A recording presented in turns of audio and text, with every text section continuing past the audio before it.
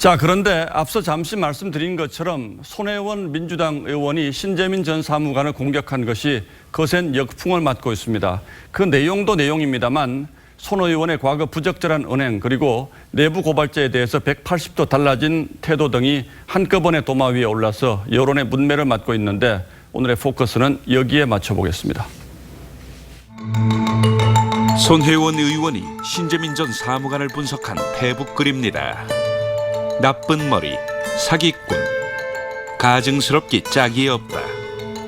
비난을 넘어 인격 모독적인 표현이 눈에 띕니다. 손 의원은 2015년 7월 새정치민주연합 홍보위원장으로 정계에 입문. 이듬해 5월 국회의원에 당선되었습니다. 지난 2016년 최순실 국정농단 사건 수사 당시 공개된 차은택 씨의 머리숱 없는 사진에 대해 차라리 다 밀고 와야지 쯧. 사안의 본질과는 상관없는 외모를 조롱해 구설에 올랐습니다. 고영태, 노승일 씨는 의인이라며 의롭고 용기 있다고 칭찬했습니다.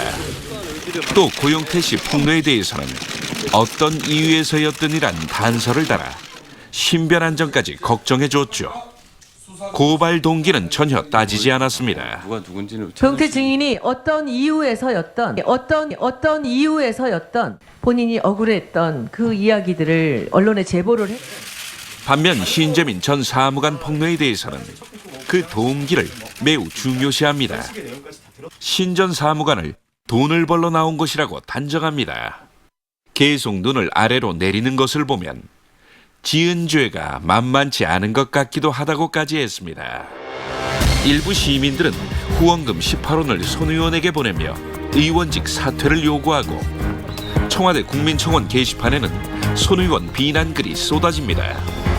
손 의원은 신 전 사무관이 유서를 남기고 행방이 묘연해지자 해당 글을 지운 뒤 글을 내린 이유는 본인이 한 행동을 책임질 만한 강단이 없는 사람이라 더 이상 거론할 필요를 느끼지 않기 때문이라고 폄하를 이어갔습니다.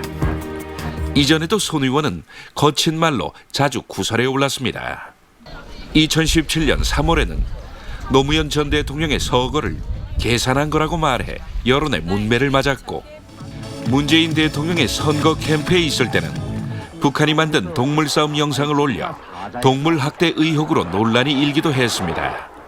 꼭센 힘과 토지를 미천으로 싸우던 곰은 기어이 요청을 하나 또 지난해 국감에서는 선동열 감독이 이끈 아시안게임 야구팀의 성과를 깎아내려 야구 팬들의 빈축을 샀습니다.